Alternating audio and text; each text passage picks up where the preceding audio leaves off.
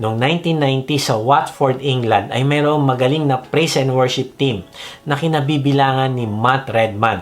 Kaya lang alam ng pastor na ang kanyang kongregasyon ay nawala na sa tamang landas ng pagsamba.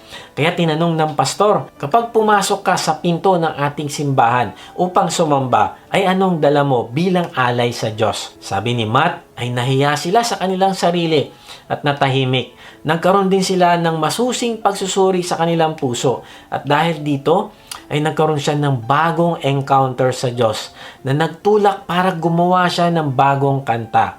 Ito ang ilan sa lyrics. Ang title ay Heart of Worship.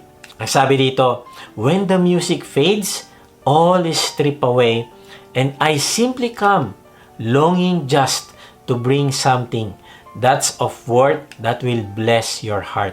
I'm coming back to the heart of worship. And it's all about you, Jesus. I'm sorry, Lord, for the things I've made it. When it's all about you, Jesus. Matapos ang ilang panahon, pinakilala nila muli ang banda na may bago ng kasiglahan at totoong pagpupuri sa Panginoong Yesus. Na-realize nila na ang pagsamba mula sa puso ay hindi tungkol sa pinakabago o pinakasikat na mga kanta. Hindi ito tungkol sa pinakamatanda o pinakakilalang kanta. Ang totoong pagsamba ay hindi din tungkol sa isang kanta, kung hindi ito'y tungkol sa isang anak, ang Panginoong Yesus. Ito'y tungkol sa pag-aalay natin sa Kanya ng ating buong puso, kaluluwa, lakas at isip. Kaibigan, tanong mo ito sa sarili. Ano ang dinadala mo pag sumasamba ka sa Diyos para ialay sa Kanya? Paano mo pinapatunayan na mahal mo siya ng buong puso, kaluluwa, isip at lakas? May isang lalaki sa Brooklyn ang naglalakad sa kalsada na walang mga braso. Ang kwento niya ay noong nagsimula ang digmaan. Naramdaman niya ang tungkulin niyang sumama sa digmaan at lumaban sa front line.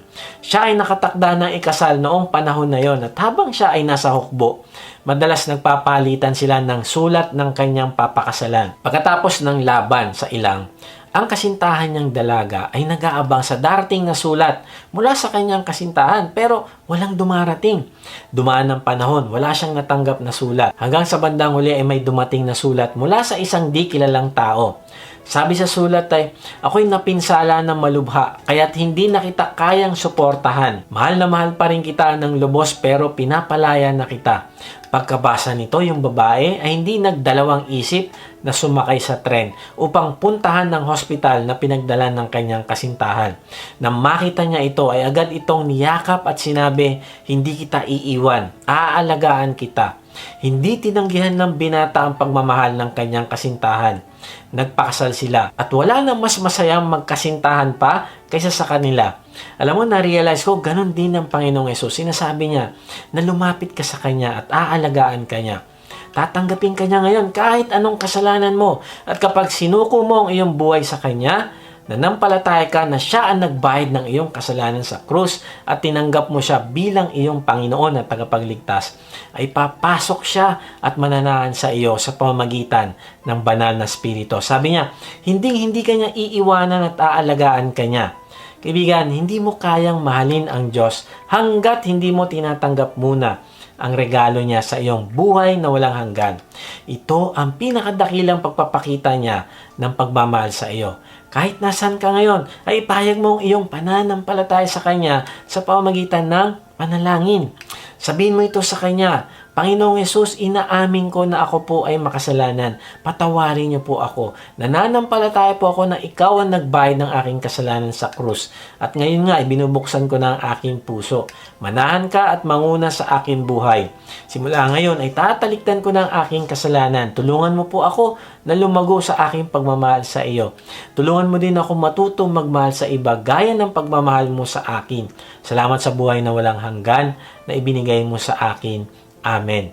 Sa ating pagtatapos, sa iwan ko ito sa inyo. May nagsabi, let your love for God change the world, but never let the world change your love for God. Kaibigan, wag mong hayaan na ang mundo ang maging dahilan para baguhin ito ang pagmamahal mo sa Diyos. Kung hindi, hayaan mo na yung pagmamahal mo ang maging dahilan ng pagbabago ng mundo sa pamamagitan ng pagbibigay mo ng pagmamahal sa mga taong nangangailangan ng mabuting balita ng Panginoong Yesus. Kaibigan, kung mamahalin mo ang Diyos ng buong puso, kaluluwa, isip at lakas, ay malaki ang magiging impact mo sa mundo dahil ibibigay mo ang iyong sarili para maging instrumento ng pagbabahagi ng mabuting balita at pagbabago ng ibang tao. Kaya nga ipakita mo ang total love mo sa Diyos. Siguraduhin mo na wala siyang kahati sa iyong puso. Pangalawa ay magkaroon ka ng responsive love o obedient love. Sundin mo ang anumang sinasabi niya sa iyo kahit mahirap. Pangatlo, magkaroon ka ng unshakable heart.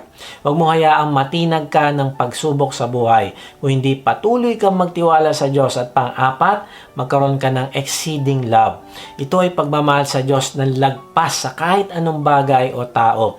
At pag ginagawa mo ito, ay magiging pagpapala ang buhay mo sa maraming tao na magdudulot sa iyo ng fulfillment at kasiyahan sa piling ng Diyos. God bless.